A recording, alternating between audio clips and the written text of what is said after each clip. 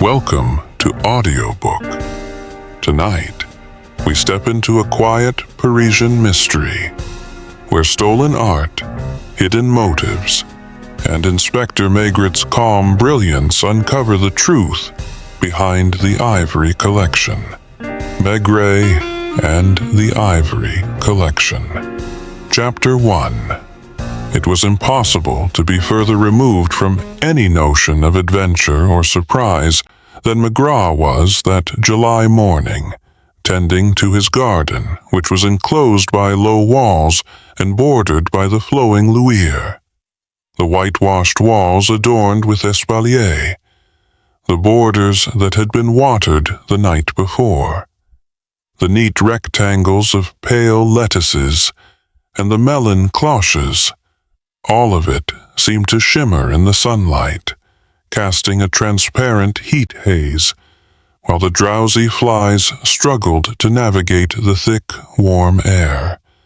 With his pipe clamped between his teeth and an old straw hat perched on his head, Maigret was happily tending to a bed of tomatoes, so ripe they were falling to the ground, crushed and oozing, when he looked up, initially startled by the sound of a car turning onto the track that led to nowhere, and then astonished to see it stopping at his doorstep. He turned toward the kitchen, where, in the cool shadows, he caught sight of Madame Maigret, pausing with a saucepan in her hand, equally surprised by the unexpected visitor. The brass knocker was already banging insistently. With a familiar motion, Madame Maigret untied her cotton apron and adjusted her chignon. Maigret had no desire to appear eager to greet the guest. He remained in the garden, listening to the sounds of doors opening and closing, followed by footsteps on the gray flagstones of the hall, then in the dining room, and finally he heard his wife's voice. "You'll find him in the garden." There was only a narrow patch of shade against the house, where an iron table, a green bench, an enamel basin, and a towel hung on the wall, awaited his use after gardening. Maigret trudged over, squinting against the sun. He could make out a man in his 50s dressed in black, exuding a cool, almost overly formal demeanor that reminded Maigret of certain high court judges. "I apologize for disturbing you in your retirement," the stranger began, placing his bowler hat on the table and wiping his brow beneath a tuft of white hair. "I am the notary Mott from Chateau Neuf." With a small smile that seemed automatic, one Maigret would come to see often, he added, "Oh, you may not have heard of me, but I, on the other hand, have heard quite a lot about you. Please have a seat. Thank you. I have come. Ahem. I should probably get straight to the point and relieve myself of this task, shouldn't I? It's not a pleasant request to make of a man found like the sage smoking a pipe in his garden. Yet I am here solely to ask if you would be so kind as to leave this garden and this house for a few days to come and stay with me for the duration." He flashed his peculiar smile again, which seemed merely an involuntary twitch of his lips. Perhaps he believed it compensated for the cold severity of his demeanor. Madame Maigret had discreetly retreated upstairs to change into a clean dress just in case. Her husband guessed this because he heard her rummaging in the wardrobe of their bedroom, the window wide open. "I know that when you retired from the police judiciary, you had no intention of becoming a private detective. However, I have come to request your assistance as a one-time favor. I will explain the situation as clearly as I can, and then you can decide." He closed his eyes momentarily, as if gathering his thoughts, and Maigret sensed he was a man accustomed to providing clear explanations and relishing the sound of his own voice. "As I mentioned, I am a notary in Chats, about 40 kilometers from here. I have never been ambitious, and there's something about this garden, about this house, that makes me feel we share a certain kinship, at least in our simple tastes. In essence, I am happiest when I am at home in the home that belonged to my parents and grandparents, and my greatest joys come from my 3 daughters, Emilienne, Armand, and Clyde. Emilienne is now 16, Armand 19, and Clyde 23. Only one of them, Armand, is engaged to be married with the wedding scheduled for next month."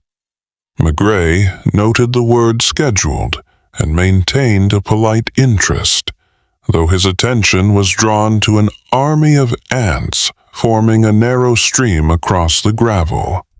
"I don't know if you have any children." Maigret shook his head, reflecting that if his wife had heard from the bedroom, she would be saddened for the rest of the day, for that was her great sorrow. "As for me, I have always granted my daughters the utmost freedom. I want to trust them. Well, even though provincial notaries are often thought to be full of prejudices, there is one area where I hold none, that of wealth." In short, this was one of his favorite phrases, recurring in the conversation like the automatic smile that graced his face. "In short, it is out of the question for me to prevent my children from marrying men who are without means. I have always maintained this, and when the situation arose when Armand met Gerard Donovan, I did not even mention that this young man was not only broke, but also lacked any prospects, so to speak. In short, again, Maigret thought, he is a painter. He is 23. For the past year, he has been renting a cottage on the banks of the Louise and preparing for an exhibition next winter, which he hopes will establish his reputation. Armand loves him. She refuses to wait for this exhibition before marrying him. I believe that for her, it's a matter of pride to have the wedding before that event, and she is even somewhat superstitious about it." He paused, noticing Maigret lean forward slightly, as if he were on the verge of dozing off. "Am I boring you?" "Not at all. I was simply observing that ant carrying a load 10 times its own weight, but that doesn't prevent me from listening to you. You were saying she's even somewhat superstitious." Even so, he felt a twinge of annoyance at this tiresome man in black who intruded upon the sanctity of his garden to discuss his mundane family matters in such detail. Emilienne, Armand Place. So, Armand and Gerard were planning to marry. Good for them. May Gerard's exhibition be a triumph. Maigret had been so content earlier, surrounded by his tomatoes. "Would you care for a glass of white wine?" "I would prefer water, if that's all right." That was his choice, but Maigret opted for his white wine. "Now, I'll be finished soon, so don't worry. I hope I've painted a picture of a joyful household, a close-knit family brimming with life's pleasures. Add a slightly absurd element to the scene, and it will be complete. I am a collector." With those words, he offered a brief, almost apologetic smile. a collector of engraved and carved ivory. I possess around 1,800 pieces, some of which are quite rare. However, over the past month, I've noticed that a few items have gone missing 2 or 3 times a week. You might think it presumptuous of me to trouble you over what seems like minor thefts, but aside from the fact that some of the missing pieces are valued at several thousand, even tens of thousands of francs, the real issue, Monsieur Maigret, lies in the moral implications of these thefts. You must understand that I've considered everything. I'm not one to panic, nor am I a fantasist. Our elderly cook was born in this house. Her husband, the gardener, has been with us for 32 years. As for the young maid, I've observed her closely, and am convinced she wouldn't know what to do with objects like these, let alone steal them. I also pondered the integrity of my first clerk, whom you'll meet later. Maigret felt a pang of discomfort, but held his tongue. I have another employee, whom you'll also meet, and you'll see why my suspicions cannot fall upon him. This leaves, as you may have guessed, Gerard Donovan, and that is precisely why I am here. I cannot allow my daughter's happiness or that of this young man to be tainted by my suspicions, nor can I let Armand marry a thief. At any rate, you must agree that involving the official police in this matter is out of the question. Where are these infamous ivories? Maigret inquired suddenly. This time, Monsieur Mott's smile lingered a bit longer as he realized that his task had just become significantly easier. They are in my study, my private study on the first floor, not in the office downstairs. When we get there, I'll show you the precautions I've taken, and the traps I've set, and which have proven ineffective, which have failed to prevent the thefts from occurring with increasing regularity. Are these items easy to sell? Almost impossible. After the initial thefts, I alerted all the dealers who might be interested in such pieces, and I reached out to a few collectors I know in Paris and London. I should remind you that the wedding is in 1 month, 29 days to be precise, and my anxiety grows with each passing moment. Have you informed your family about these thefts? Only about the first incident, as I initially thought someone had merely misplaced the object. After that, I kept quiet. Are these items, as you refer to them, cumbersome? They vary in size, but I am particularly focused on miniatures. Some Chinese ivories are no larger than a walnut, yet they feature several intricately carved figures. Another question: does your thief select the most valuable pieces? Yes. Are they easily identifiable?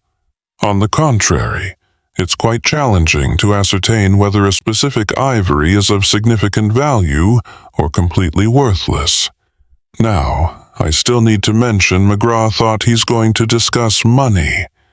But no, the notary from Chateauneuf continued his line of thought, undeterred to share my thoughts on how we should proceed. Clearly, you will need to stay in the house for a while.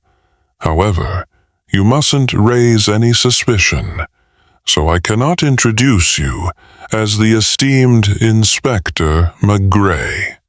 Maigret seldom mocked others, but he couldn't resist the temptation to make a light-hearted suggestion. Perhaps it was Monsieur Mott's serious demeanor that inspired him. He said with utmost sincerity, I could wear a fake beard, but Moose maintained his composure, pretending he hadn't heard. Therefore, I'll introduce you to my family as a comrade from the army, a friend from a distant town who has a few days of leave. Which town do you know? Well, how about Bergerac? Me suggested tentatively. Perfect. You are a friend from Bellerac. Monsieur what? Legos. The amusing part was that Maigret didn't take the entire situation seriously at all. He responded gravely, but chuckled to himself at the scheme unfolding. Can you drive a car? No, that's unfortunate. Why must Mizzy Gross have a car? It's essential. You'll see why. I drive. All my daughters drive, even the youngest, who isn't old enough for a license yet. My first clerk often uses the car, as does Jer. And I need to be able to follow him, McGregor grumbled, his eyes weary from watching the parade of ants. We'll find another solution. Since you don't drive, you'll have a chauffeur. My comrade Legros can easily have one. By the way, what will his profession be? I don't mind. A profession you can discuss knowledgeably.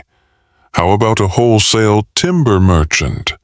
I've always dreamed of being a wholesale timber merchant, drawn by the scent of freshly cut planks. Excellent. Then I will take you to Orlon.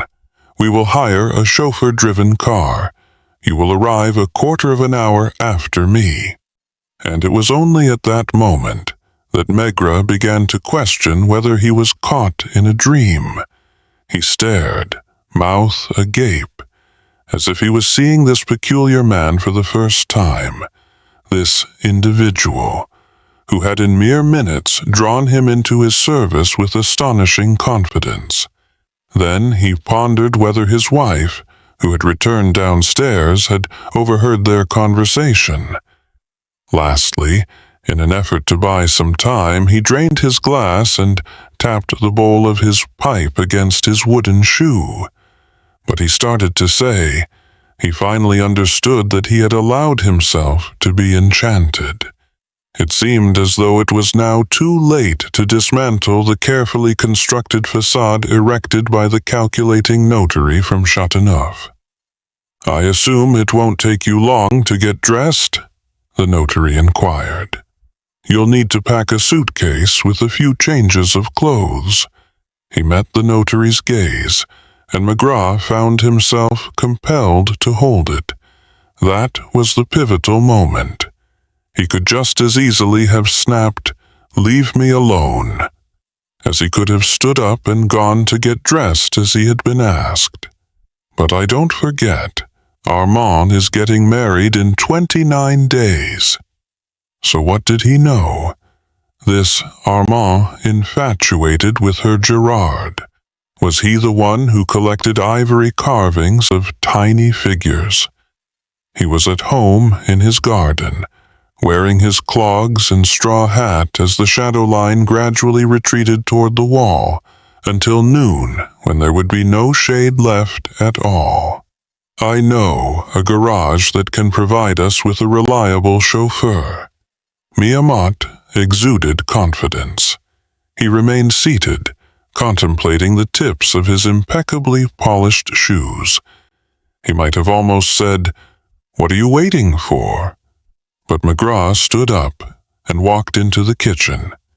At first glance, he realized that his wife had overheard as she began shaking her head vigorously.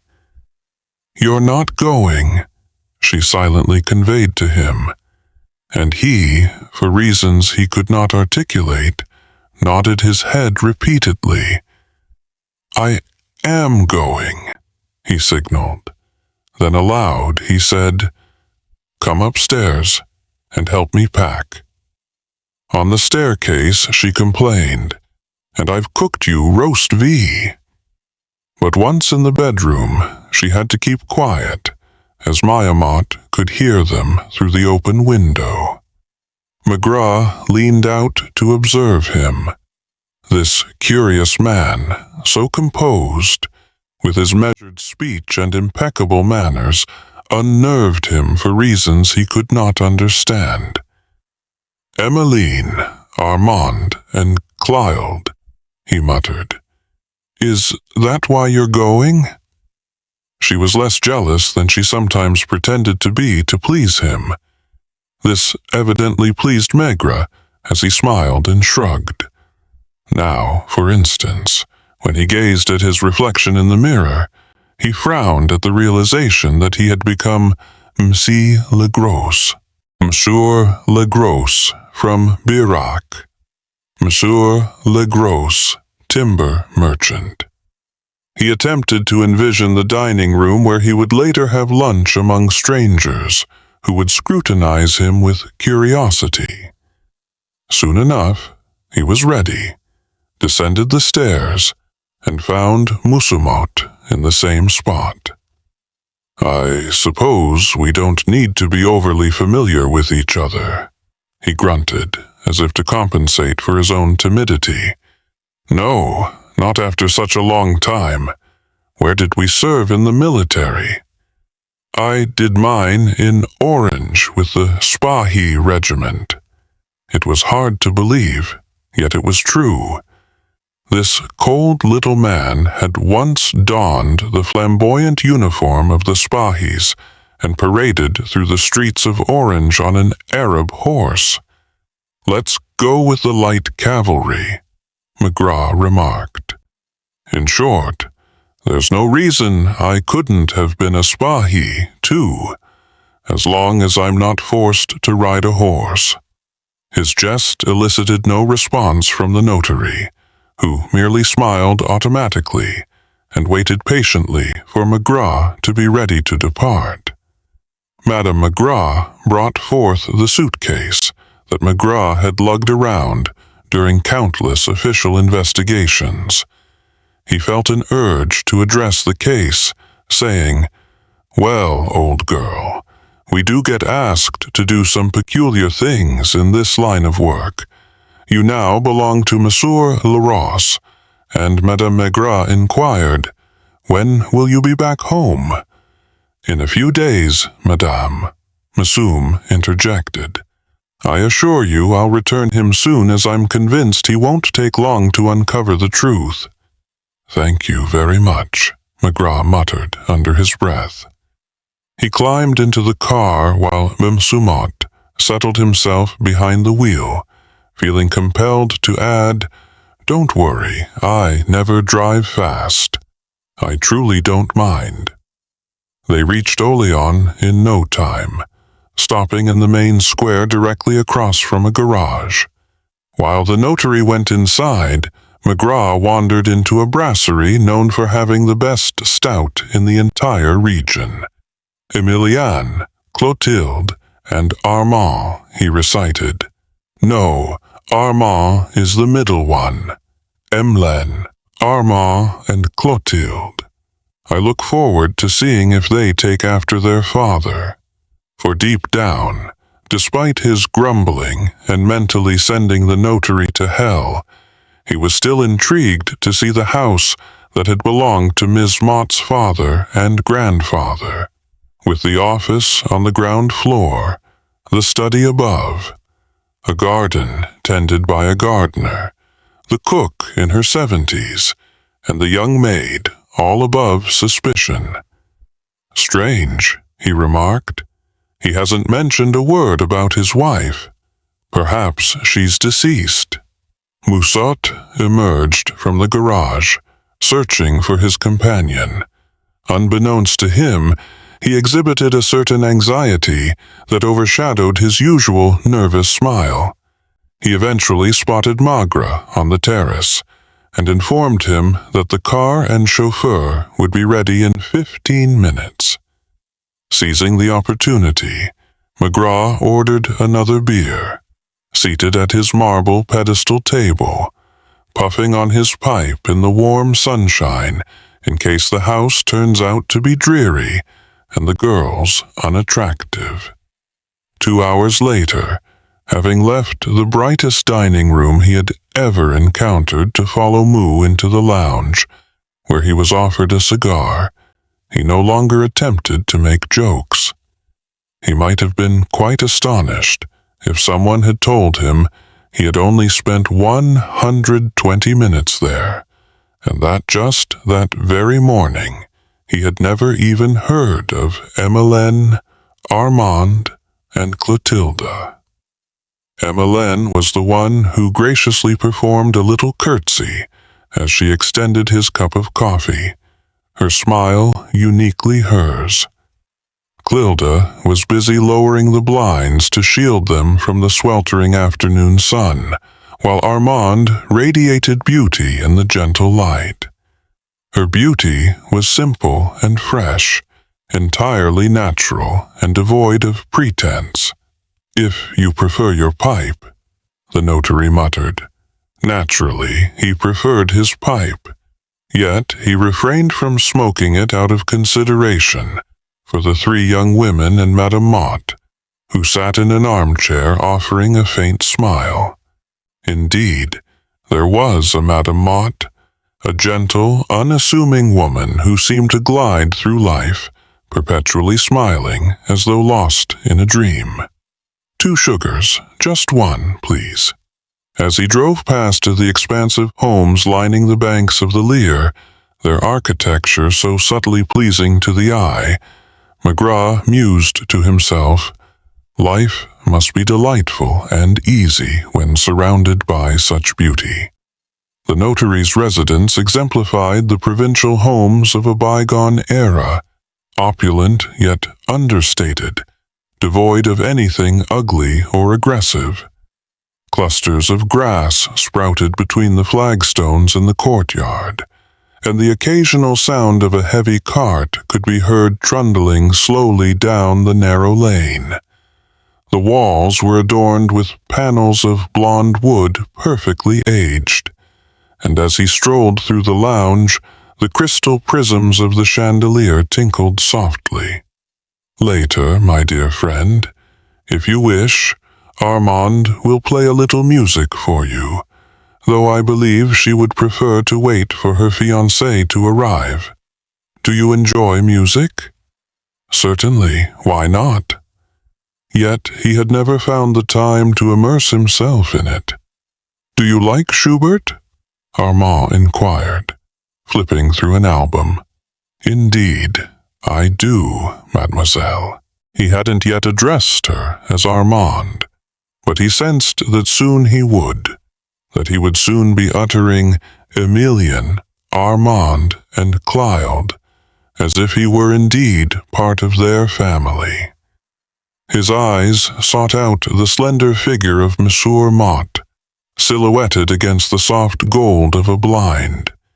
He caught the familiar tick, that fleeting smile he recognized, and he was convinced it was the notary from Chaton's way of saying, "You see, I didn't deceive you." No, he hadn't, and that very perfection was what troubled him. Me felt as though he was gradually becoming ensnared in a world that was too flawless, too joyful, where there was no room for the unpleasant realities, both small and large, that he had confronted for over 30 years. It was then that he realized with a jolt, as if in those serene, tranquil surroundings, he had suddenly caught sight of something vile and repulsive, perhaps a scorpion or a snake.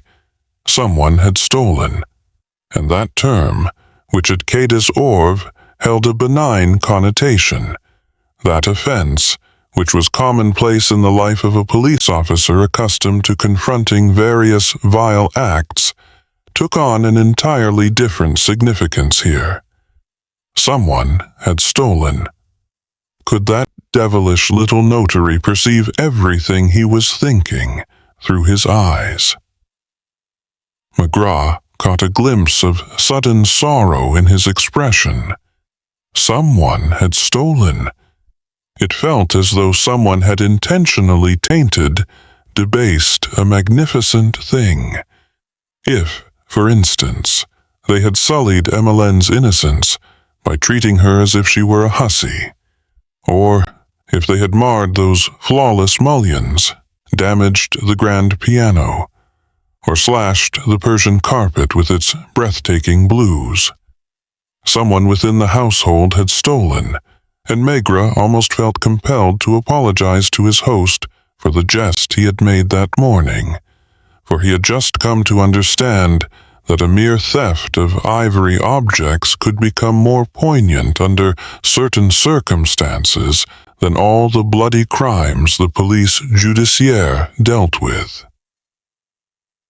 Chapter 2. The notary's ornate plaque was not positioned near the main gate, which was flanked by 2 stone pillars.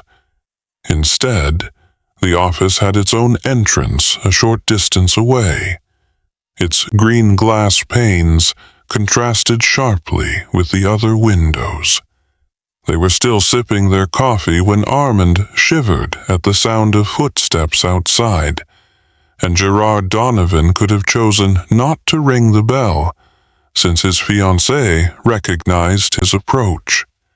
However, the bell tolled from the porch with a deep, resonant clang, prompting Armand to hurriedly open the gate and return flustered alongside the young man as if to convey to Mir, or rather to Missy Gross, "See how Gerard is worthy of love."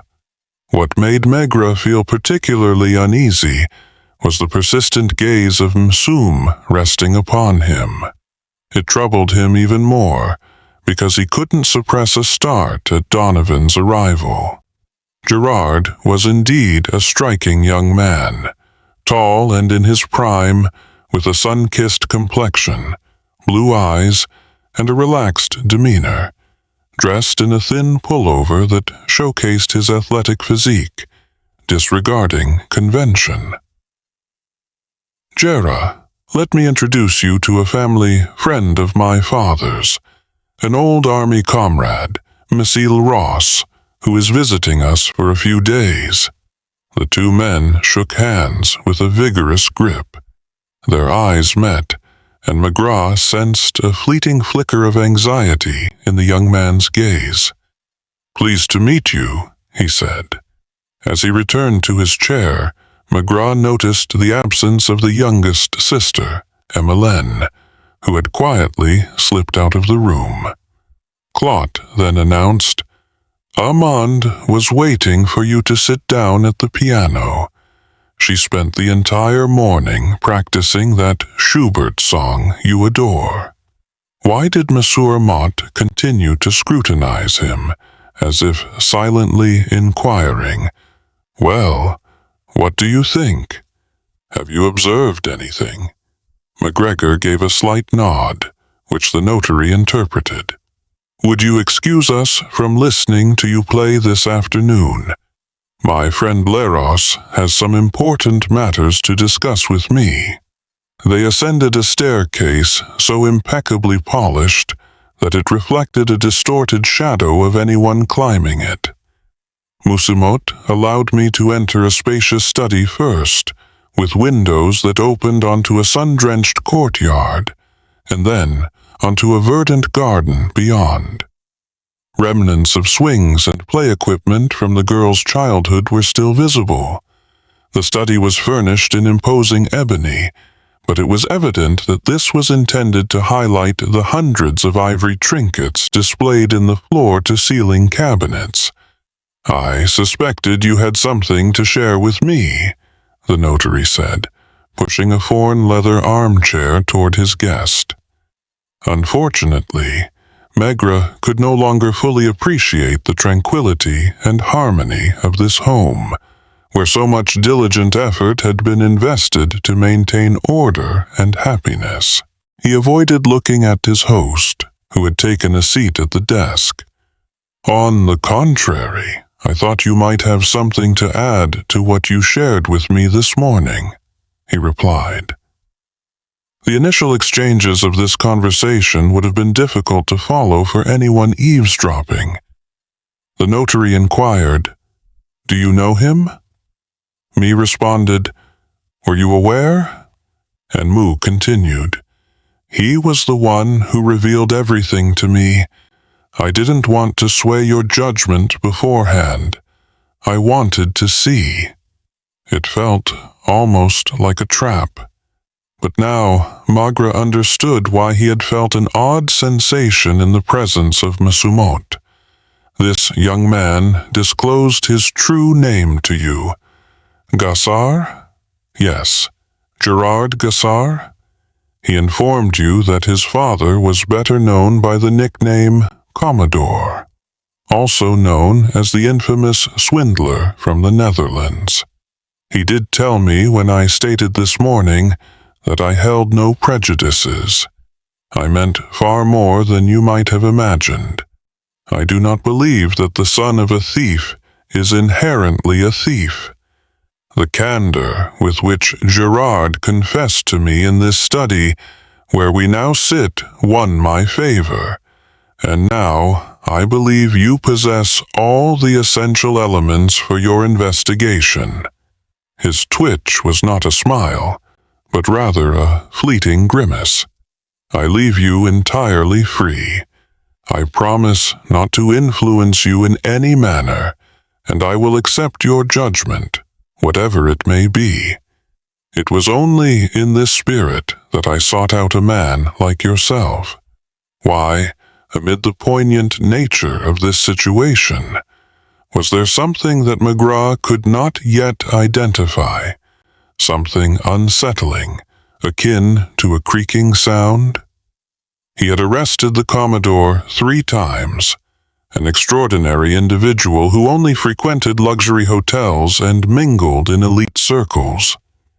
He had a peculiar habit of swindling only Dutch bankers and affluent merchants. Was it because the latter were often gullible? Or simply because, having successfully executed his initial scheme, the Commodore felt no need to alter his methods? Was it superstition on his part? A handsome man, as tall and robust as his son, but more refined in appearance, with a crown of pure white hair, he targeted his victims in the Pullman car between Amsterdam and Paris, and his schemes were so meticulously crafted that he had only been brought to trial once. "Do you know where the Commodore is now?" Maigret asked, finally lighting his pipe. The notary nodded. "Gerard informed me. For the past 2 years, his father has been living in luxury in a villa he built in San Ramo. Meanwhile, Gerard has been eager to assert his independence, and has never wished to benefit from ill-gotten gains. Do you understand now, Monsieur Maigret? I apologize, Monsieur Leross. It's best to become accustomed to this name, even when we're alone. Do you see the tragedy in my situation? If this young man is sincere, if he is honest, I risk disheartening him forever and breaking my daughter's heart. On the other hand, if I have been deceived this time," he offered a faint smile tinged with bitterness, as if trying to convey an explanation. "What is the value of a life like mine? A constant struggle to attain the perfection you see around you, only to end up with a scoundrel. Me descended the stairs alone, a choice he preferred." For some time now the piano had fallen silent, and Armand's singing was absent. He was taken aback to find only Emmeline in the lounge, who startled upon his entrance. "Are you looking for my sister and Gerard?" she inquired immediately.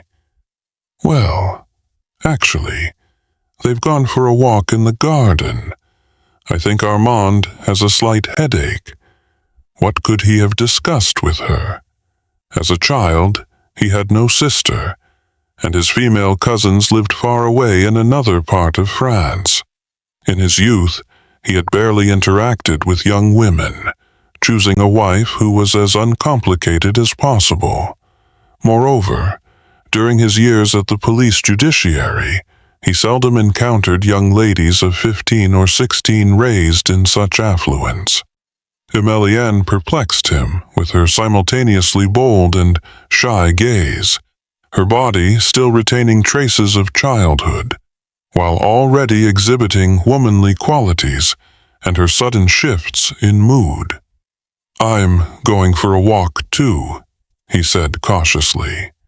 He passed an elderly gardener who was raking gravel along a path that sparkled far more than that in his own garden. He mentally noted to ask the notary where he had sourced it. Approaching a rose bower, he noticed Armande, who was dabbing her eyes with a handkerchief that wasn't hers, promptly returning it to her companion. The couple showed no surprise or embarrassment at Mir's arrival. On the contrary, as he prepared to continue his stroll, Armand called him back with a voice still quivering from tears. "Mr. Mag," she began.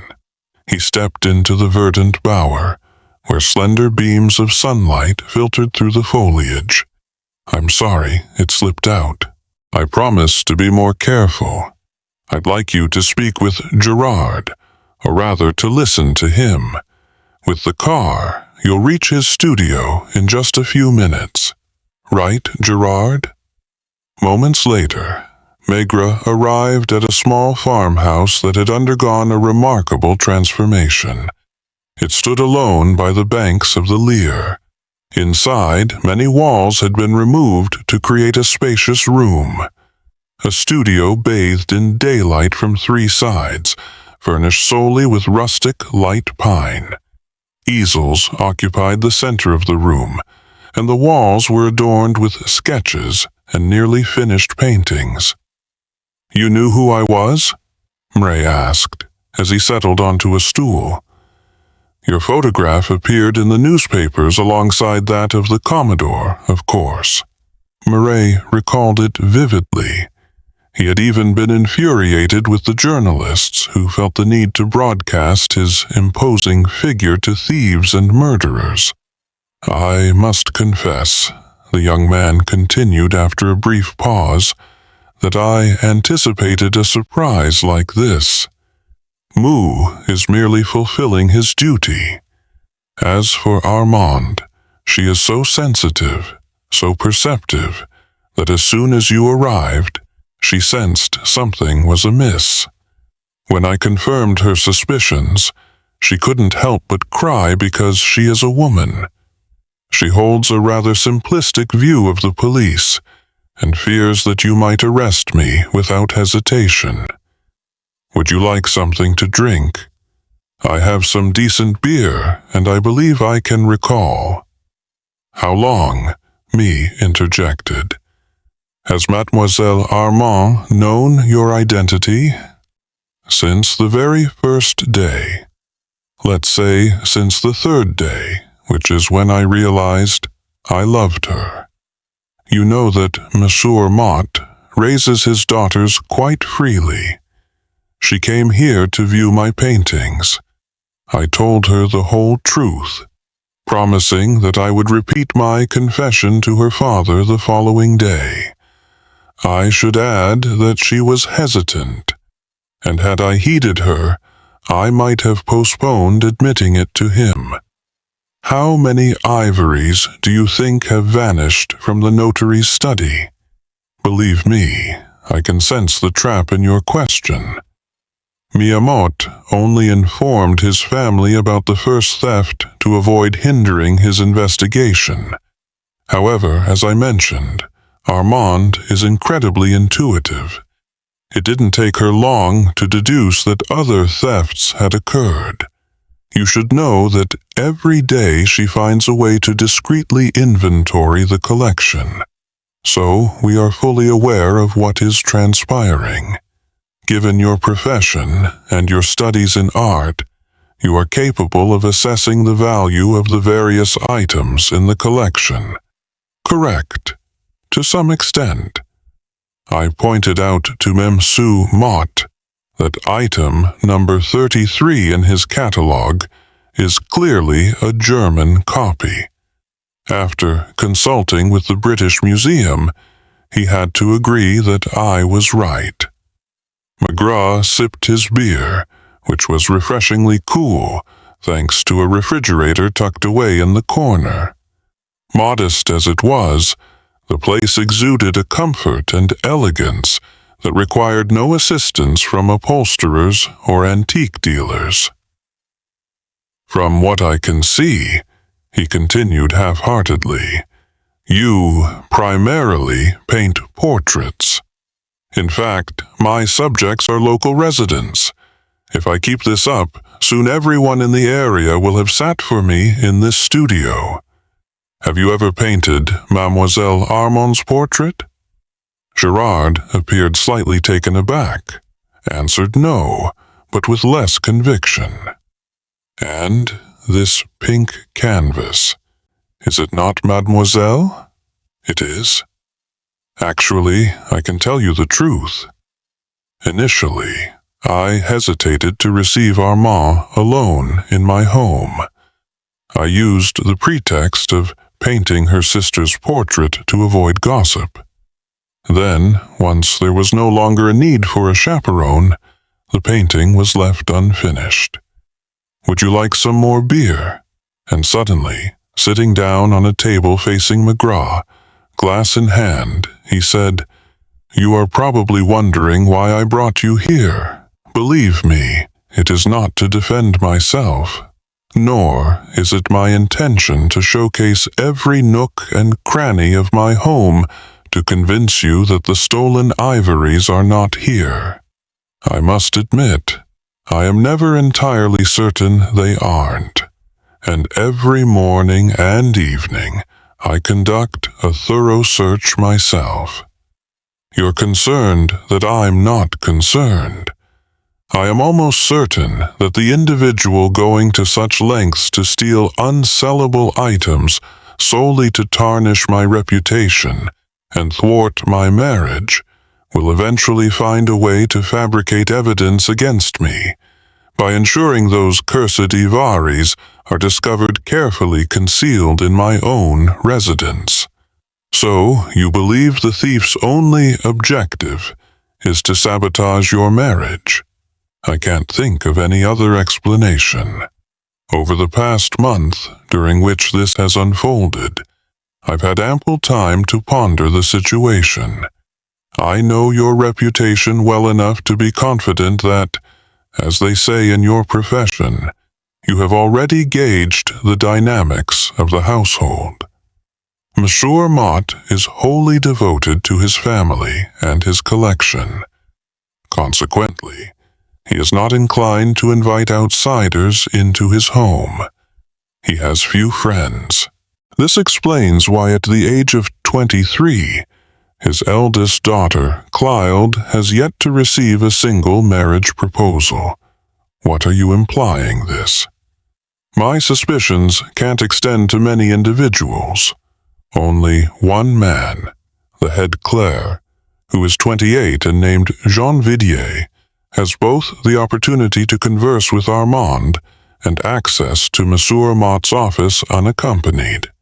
And no, Mouet, it's not what you think. I realize I may come across as a suspect, attempting to divert attention from an innocent man.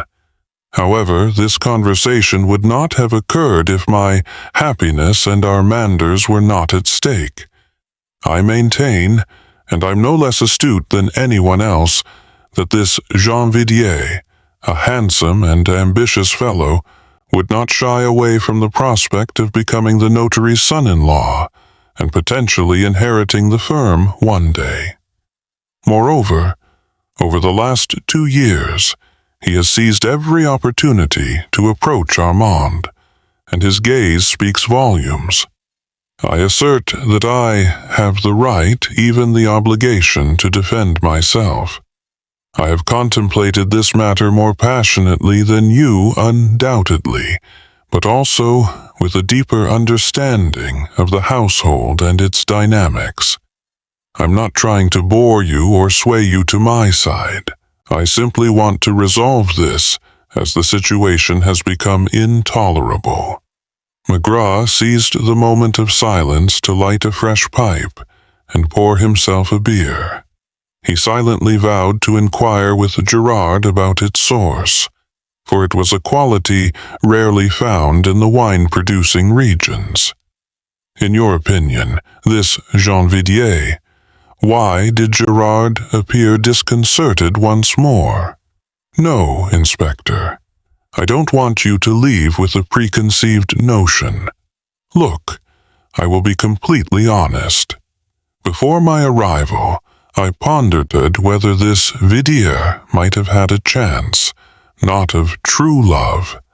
But Armand is too passionate, too eager for life, if you'll forgive the expression, to remain unmarried for long. In a few years, she might settle for a quiet, uneventful marriage. Could your clerk not have set his sights on Clot? No. Clotilde is prouder than her sister, and would despise the idea of marrying her father's employee. She is the only one, incidentally, who gives me the cold shoulder, because in essence, I am merely a penniless apprentice artist. Does she know your true identity? No. Who in the family is aware? Mott and Armand. I doubt Miss Yum has informed his wife, as he involves her very little in his affairs. What about John Vidier? You're getting close. For a long time I wondered if he was aware. Now I am certain he is. After I revealed my true identity, the notary, being meticulous, took the trouble to compile a dossier containing all the newspaper clippings about my father. In fact, I noticed that file on his desk one morning when Jean Vidier was alone in the office. And so, in your view, the case is straightforward." Maigret was taken aback when Gerard responded emphatically, "No." He gazed at the young man in astonishment, noticing his embarrassment over the outburst. "What do you mean?" "Listen, Mr. Maigret, I have a vested interest in crime cases, and you understand why. I've closely followed your investigations in the newspapers. I've observed that though the term might offend you, you have always played fair, even with individuals like your father. Yes, and that's why I believe you'll be fair with me as well. I could have left you to pursue your investigation independently. But when I recognized you, I immediately informed Armand of my desire to speak with you. I am anxious, do you understand? In theory, I am set to marry in 29 days. Yet in reality, I am at the mercy of some event, some trick by my adversary, because there is an adversary, and I cannot be certain who it is. I've shared everything I needed to about Jean Vidier. Now I will add with the same sincerity. Although all signs point to him, my intuition tells me he is not the culprit. A plump fly buzzed back and forth between them. Through the window, 4 rowers could be seen in a skiff on the Law, gliding past like an arrow. In the heavy air, one could almost hear the Coquin shouts urging 1, 2. I reiterate that I have examined every conceivable explanation. I even speculated whether Madame Mott. But no, it's too absurd. You've seen her. One would think her husband chose her to blend seamlessly into his household, gentle and accommodating, incapable of creating complications.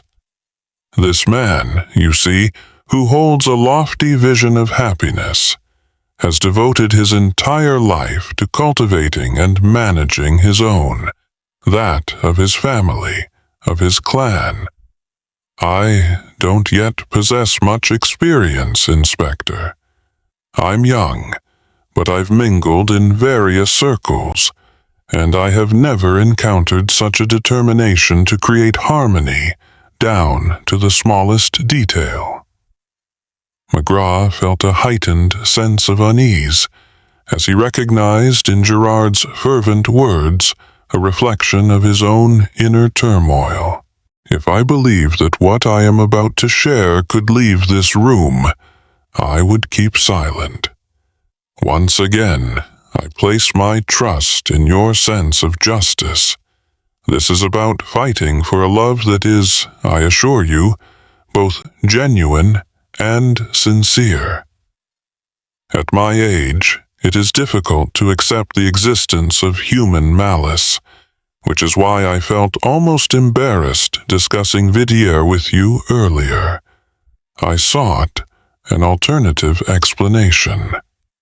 Yet, it seems even more troubling. Imagine if Monsieur Mott Maigret flinched, striving to maintain a composed demeanor, his expression blank.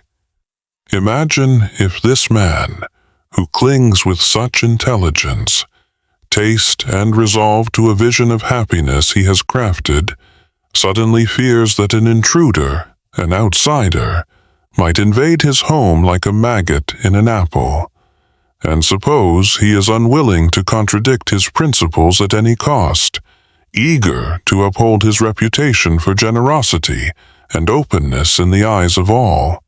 Ultimately, that is the conclusion I have reached.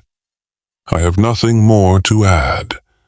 I can't conceive of any other explanation for a situation so absurd that at times I question my own sanity. As he spoke those final words, he had risen to his feet and began to pace the studio. Without thinking, he opened the drawer of the table. He retrieved an object from within, no larger than a walnut, which he tossed carelessly toward Mir. Here, what did I tell you? It must have been the rare artifact the notary had mentioned, a small piece of ivory intricately carved by an Asian artist, depicting a scene with 6 miniature figures. Maigret cradled it in the palm of his hand, appreciating the smooth texture, polished over 10 or 12 centuries. Now, it's easy to determine who has been in your home, he remarked. Do you really think so? The young man replied with a hint of sarcasm. Has Mr. Mott visited in the last few days? He was here last night with his 3 daughters. And what about Jean Vidier? Gerard hesitated, as if this last question unsettled him. I don't have a maid, he finally sighed. A cleaning woman comes for 2 hours every morning. I take my meals at the inn. I don't understand. My cleaning woman, Matilda, is Vidier's aunt. He comes from a very humble background. It's surprising he isn't more resentful. I have nothing else to add. I'll drive you back. I'll walk, if you don't mind. As you wish, but I need to return the car. And so, Maigret found himself alone on the streets of Châteauneuf, where the sun, at that hour, divided the scene into 2 nearly equal halves, one side basking in light and warmth, occasionally interrupted by a drowsy cat or dog, while the other lay in cool shade with shopkeepers lounging in their doorways. What did he mean by that? He pondered. Indeed, had Gerard Donovan been subtly directing Maigret's attention toward the notary or Jean Vidier? In that case, he muttered to himself as he circled the covered market that resembled a deserted ice rink, he is even more cunning than his father. so clever that there was no evidence of a body in this case. No human life seemed to be at risk. In essence, it revolved around content individuals fiercely protecting their own interpretations of happiness from one another. Now, through an extraordinary twist of fate, this quest for joy had manifested as a crime, a theft of peculiar artifacts brought from China by merchants and sold at a premium to an obsessive collector. What did he truly mean? Then he realized, almost unconsciously, that he had slipped the tiny piece of ivory into his pocket, an item worth tens of thousands of francs to discerning collectors. He paused at the gate between two stone posts tarnished by the urine of neighborhood dogs. He felt a certain satisfaction as he rang the bell, its deep, resonant chime echoing softly. The young maid opened the painted door, stepped aside, closed it behind him, and said, "Everyone is in the garden." Maigret proceeded into the lounge where he knew the family would gather after dinner. He placed the ivory piece on the center table, its surface adorned with fine-veined green marble. Then, he contemplated whether to visit the office and meet Jean Vidier. Chapter 3. He felt a profound sense of disappointment, although he couldn't pinpoint how he had envisioned Vidier. The reality starkly diverged from any preconceived notion he might have had. The office, despite its green glass panes that only reached a third of the window height, was as bright as the rest of the house. It was adorned with notices advertising public auctions for farms, apartment buildings, farm machinery, and livestock, both living and deceased. The only piece of furniture that seemed to belong to another time was a tall black wooden desk, accompanied by a matching stool with remarkably ornate legs. A mere glance at the figure seated on that stool made it clear the second clear was an elderly man with graying hair, wearing a black silk cap. He appeared as if he had just emerged from a 19th century illustration, without needing any silk luster sleeves to enhance his antiquated appearance. He did not bother to turn around to acknowledge Maigret. However, Jean Vidier sprang to his feet, bowed, smiled, and then bowed again, uncertain of how to greet this visitor. "I am Maigret," began. I know, Mayame Mott informed me." Informed him of what? And how could one accurately describe the young man? He was painfully ordinary. He must have been an excellent student, perhaps even the teacher's pet in primary school, where he would have been praised as a model pupil. Surely he would have assisted in the classroom, filling the teacher's glass with water, sharpening pencils, and wiping the blackboard clean. He embodied the notion of a deserving young man in every sense, easily imagined leading a youth club or guiding Boy Scouts on a summer hike. Who knows, perhaps he had even participated in a local amateur theater group, and he was likely to possess a lovely baritone voice, clean and tidy, with his hair slicked back. He was always eager to help, ready to bow and express gratitude. In short, he aimed to be useful and agreeable. "It goes without saying that I am entirely at your disposal," he stated. "Would you excuse me?" He completed initiating a document, which he handed over to his antiquated colleague, then gestured that he wished to speak to me outside the office. "May I show you around? As a wholesale timber merchant, you'll surely find it interesting." and they found themselves in a narrow corridor at the base of a spiral staircase. The young man's tone shifted, becoming less confident as he added, "Shall we head upstairs? The boss is in the garden." Me noticed that the staircase led directly to Musumot's study. Jean Vidier appeared completely at ease there, gesturing toward the leather armchair that Maigret had occupied earlier. "I should tell you, Inspector, that the moment you arrived, I recognized who you were. I knew, in fact, that the boss intended to hire a private detective. Over the past few days, I've seen newspapers open to the classified section, with crosses next to ads for detective agencies, just like this." He beamed with pride, clearly pleased with himself. It didn't occur to him that Maigret might not feel flattered by the comparison to those detectives advertised at 20 francs a line. "You see, I'm laying all my cards on the table. I could have pretended to go along with this timber merchant facade. I'm honest, perhaps too honest, because in life it's never wise to reveal your true feelings.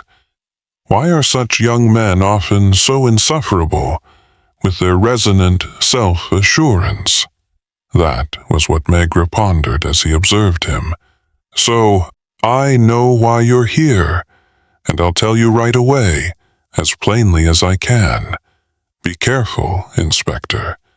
The person who summoned you believed they were acting in good faith. But does that person realize what you might uncover? You've seen a seemingly happy household. What would you think if all of a sudden a dreadful event were to cast the family into mourning? Napoleon, at pivotal moments in history, could not have exuded more self-importance than this young man, who was brazenly seated in his boss's chair, fiddling with a letter opener. He seemed indifferent to whether he received a response. He was animated, and likely had been rehearsing his speech silently since that morning, finally able to deliver it while stealing glances at his reflection in a display cabinet. "Mind you," he continued, "I don't possess any specific information. If I did, I would be responsible enough to fulfill my duty. But for the past 10 years, I have been Monsieur Mott's right-hand man. I would dare to say that for some time now I have been the one keeping the firm afloat. I also manage all the confidential correspondence related to the collection surrounding us. So, and that so implied. So don't underestimate me, and don't mistake me for an ordinary employee. I don't know what you've been told about me, but now you've been warned. Excuse me?" Me began not yet having the chance to speak. Just a moment. I must declare that in my heart and soul, I believe this investigation is not only futile, but also perilous. Your business could call you away at any moment without any shame. Thank you. I'm not trying to offend you, but I know this household, and you do not. You will have to bear the consequences of what occurs if you insist on pursuing this, and should you succeed, if it leads to unforeseen outcomes, he couldn't have been a bad person. A truly bad individual would have been incapable of conjuring such a wealth of hurtful words for the retired chief inspector of the police judiciary in such a short time. No, he was merely a small man content with himself. He believed in his own worth, his judgment, and probably also in his integrity. Now, if you don't mind, I would prefer that what I've just shared with you remains confidential. However, that is merely a request. There's nothing preventing you from relaying everything I've said to Monsieur Mott later, and once again, you will only have yourself to blame for. I understand." Maigret sighed, his head swirling with thoughts. "What do you understand?" "Nothing, Miss Vidier. I am fully aware that I know absolutely nothing, and I appreciate your assistance." "You mean, I mean nothing at all. I assume, of course, that you didn't steal the ivory objects for your own entertainment." "Do you suspect me?" "Of course not. Absolutely not. Please calm down. Because, if that were the case, I would prefer to hand the matter over to the police immediately." He was flushed, beads of sweat glistening on his forehead. "I also presume that aside from your little speech, which left a strong impression on me, you have nothing further to share?" "Absolutely nothing." "Well, you see, we're getting along splendidly. Our conversation is concluded. Mouvidier, you may leave." "But I said you may leave. Are you remaining in this study?" "With your permission, I would like to be here alone." "Very well." He stood up reluctantly and repeated, "Very well. Goodbye, Miss Vidier. Goodbye, Inspector." As soon as the door clicked shut, Maigret could no longer suppress his silent laughter. Contrary to his earlier statement, he had no tasks at hand, and felt no urge to examine the numerous ivory pieces displayed in the cabinets, which were so plentiful they made his head spin.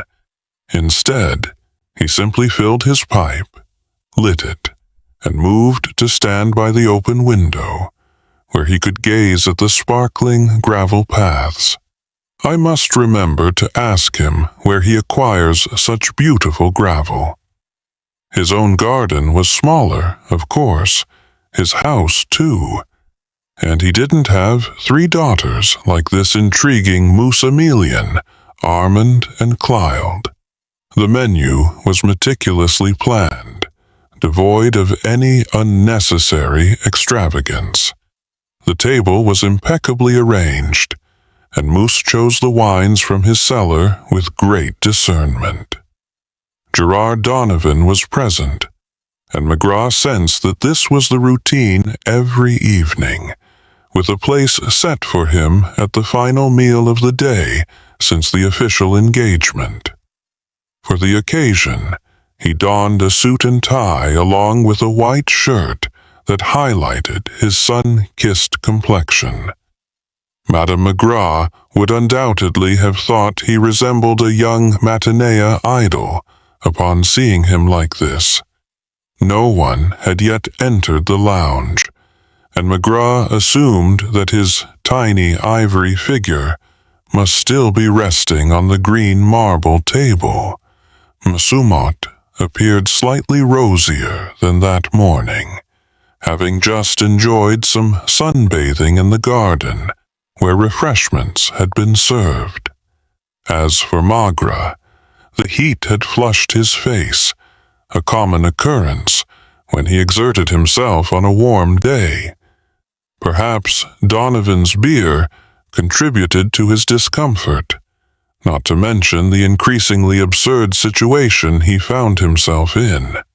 In short, who still believed in the so-called timber merchant and army buddy fabricated by Monsieur Mott? Neither Gerard nor Armand nor Jean Vidier either. At most, there was still Madame Mott, who seemed indifferent, along with Emmeline and Clylde. Even then, the 2 young women had an awkward way of regarding their guest, especially when the notary prompted him to discuss his timber business. He felt as though he had foolishly wandered into a china shop, where he could only navigate by sucking in his stomach and keeping his arms close. At midday, he had felt intimidated by the subtle, refined luxuries surrounding him, By evening, he was already beginning to feel overwhelmed and promised himself that he would retreat to the lounge to smoke his pipe after dinner. Oh well, why had he been summoned here after all? Gerard and Armand were in love. Monsieur Mott had no biases.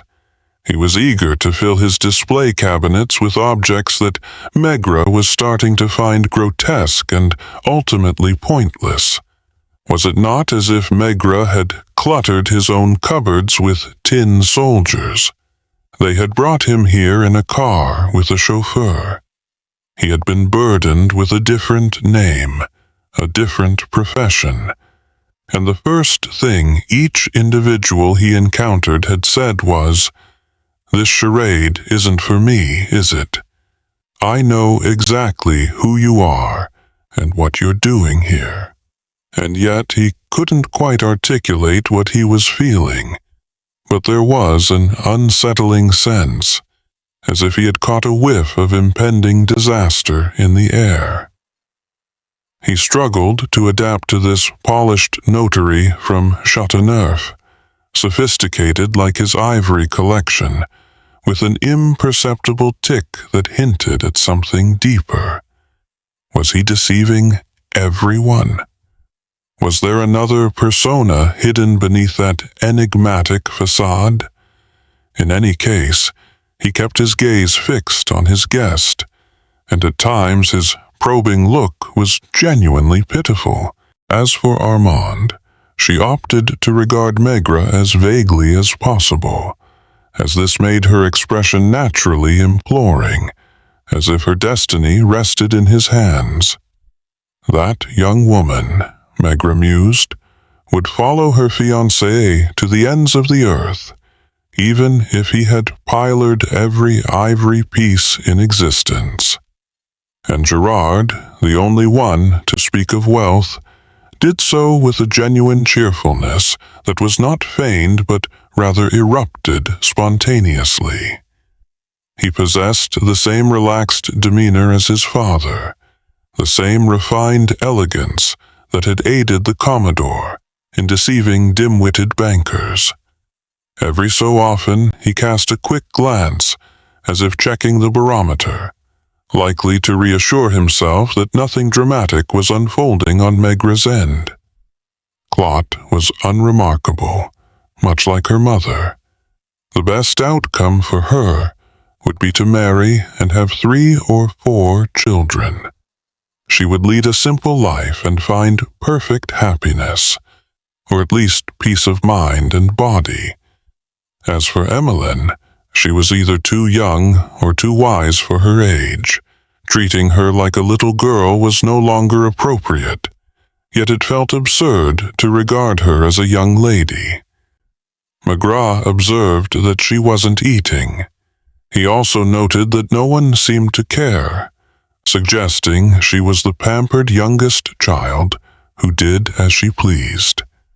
Her face was long and pale, adorned with large greenish eyes, and her fingers were so long and delicate that Maigret, who had never encountered hands like hers, found himself staring at them incessantly.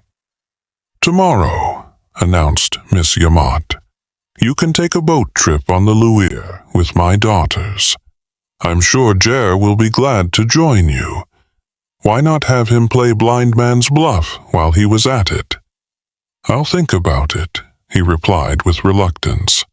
"Of course, you are completely free to choose. I merely wanted to inform you that we have a motorboat and a boathouse by the riverbank." And Maigret pondered.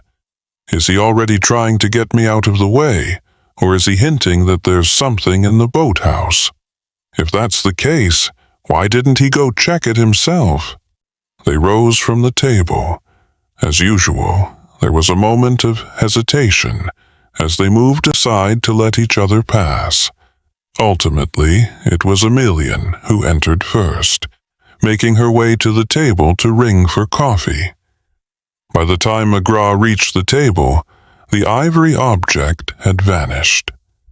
When he turned around, He saw Emmeline kissing her father on the forehead, then her mother, and finally she gave him a brief nod while avoiding eye contact with the others. "She always goes to bed early," Armand explained, extending a cup to me. "One sugar, right?" Father mentioned. "You're eager to hear me play." Armand had been playing the piano for about half an hour when Maigret stood up, careful not to let the springs of his armchair creak or the floorboards groan.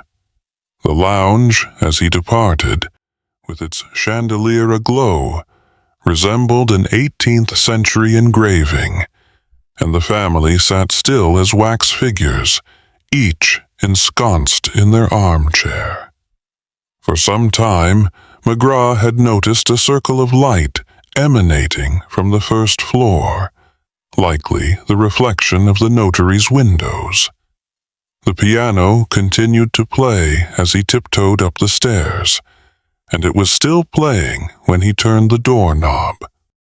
At first glance, he spotted Jean Vidier seated at his employer's desk, his face surrounded by the smoke of a cigarette, the ash precariously close to falling onto the documents he was perusing. "Can I assist you?" he inquired, without pausing.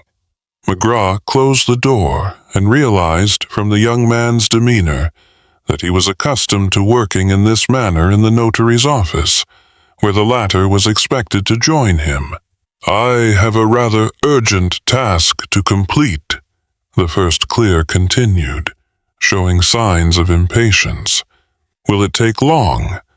I'm waiting for Moo to finish, and it will keep us occupied until late tonight." "That's unfortunate." "Why is that?" "Because you won't be allowed to work for that long." "I beg your pardon. Do you have a telephone?" "Oh, I see. Would you believe that I have requested the Chateauneuf police to arrest you?" "Me?" Vidier sat up, his mouth agape in astonishment. "You want to have me arrested?" Fortunately, the piano was still playing, muffling his outraged voice. "Indeed, you are not unaware, Monsieur Vidier, that being complicit in theft is as much a crime as the theft itself. Complicity can simply mean allowing the theft to occur and remaining silent. But let me finish. You know who took your boss's ivories?" Then Jean Vidier chuckled.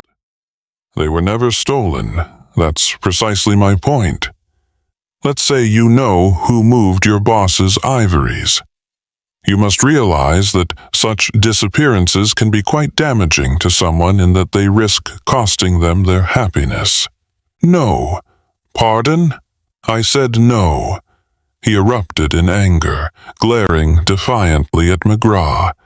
"You see, sir, don't think you can intimidate me with your threats."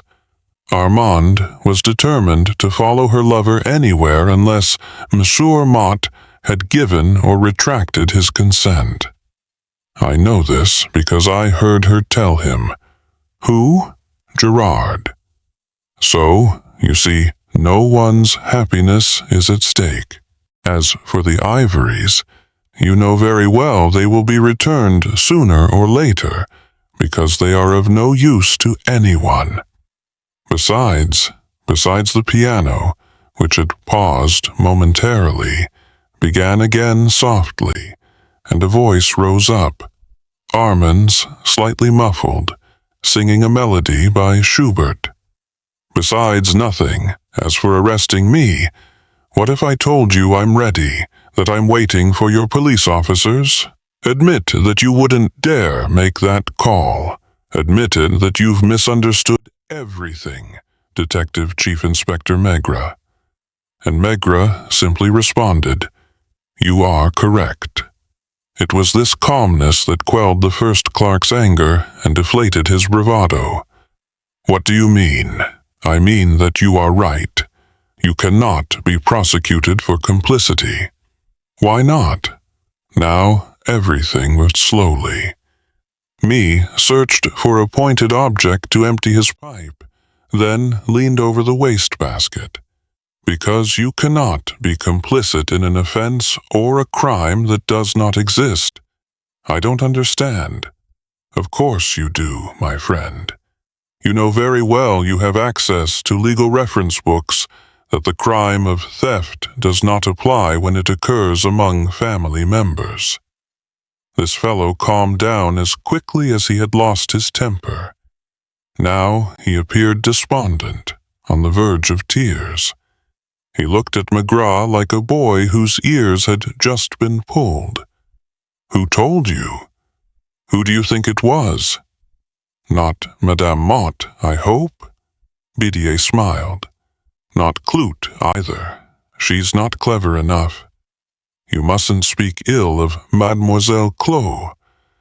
If we could freely choose whom to fall in love with." Maigret realized that Bidier would have preferred to be enamored with the eldest Mortaughter, rather than the middle one. "You see, there aren't many people left." "She's not at fault," the clerk muttered. "Did I claim she was at fault? I doubt she's even considered an adult by the law, is she? She's quite sensitive. One evening, I caught her with an ivory piece, and she vowed that if I revealed it to anyone, she would take her own life. Of course. Girls her age often act that way.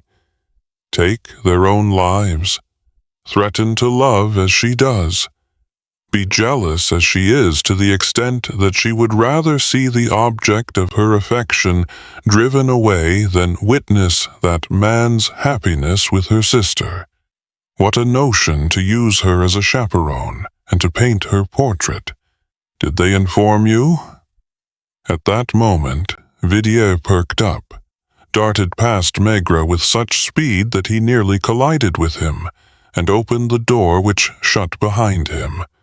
Almost immediately, loud thuds echoed from the adjacent room, followed by a sudden crash, plunging everything into a profound silence. Downstairs, the piano had ceased playing.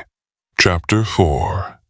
The night was sweltering, despite the office windows being thrown wide open, allowing the scents from the garden to waft in. Occasionally, a car could be heard racing by on the main road in the distance. Outside, in front of the gate, flanked by 2 stone posts, Maigret's car awaited, its headlights illuminated, with the chauffeur in uniform standing on the sidewalk. Miss Motte appeared quite pale. His nervous twitch caused his lip to curl more than usual, and he was making a genuine effort to project a smile. "I apologize, Inspector, but everything is fine like this, isn't it? Much better than if—" He trailed off, his voice fading. He was slightly apprehensive about letting a tear that was forming escape. "I needed to know at all costs. I never suspected that in the end it was merely a young girl's infatuation. I am already quite old, and Emmeline is still very young. That likely explains why, despite having spoiled her, I have understood her less than her sisters." He turned his gaze toward Jean Bidier, who was seated in a corner, still recovering from his emotional turmoil. "Without you, my dear Jean. But no, monsieur. I'm certain she wouldn't have fired. When I heard a noise in your bedroom, I immediately thought, though I can't explain why, that it wasn't you.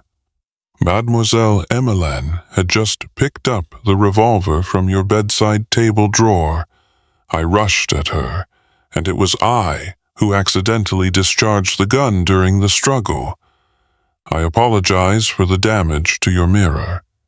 Then, casting a reproachful glance at Maigret, he added, "If monsieur hadn't arrived." Finally, Monsieur Motte managed a faint smile. "If my friend from Berserk hadn't come," he corrected himself. He left his thought unfinished. On the desk lay the missing pieces from the collection which Emmeline had returned after hiding them away for an extended period in her linen cupboard. He stood up. "Tomorrow, I'll have a new mirror installed." He seemed poised to mention finances, but then reconsidered. "Tomorrow as well, Maigret. I'll send you a letter. I'm too exhausted this evening. I regret that you feel the need to leave so soon." An hour later, Madame Maigret quickly turned on the lights upon hearing the door open, and she was already leaning over the drawer where the revolver was stored when Maigret's voice boomed from the stairs. "It's me. Have you already found that old madman's ivory wattets?" "Of course. Where were they? I'll explain everything later." He found it hard to believe, still steeped in the atmosphere of the Mortar household, that he had only departed from his own home that very morning. That night, he dreamed not only of pristine white gravel, but also of the 3 daughters of the notary from Châteauneuf, Emilienne, Armand, and Cloud. You've just heard Maigret and the Ivory Collection by Georges Simenon, a quietly gripping descent into mystery, subtle tension, and the calm brilliance of Inspector Maigret. If this journey through intrigue, hidden motives, and understated suspense kept you listening, stay with AudioBook for more classic detective tales, timeless crime stories, and forgotten literary gems that deserve a new audience. Your support helps preserve and share these powerful stories with listeners around the world. Subscribe, explore our other audiobooks, and return whenever you crave atmosphere, mystery, and storytelling that lingers long after the final word.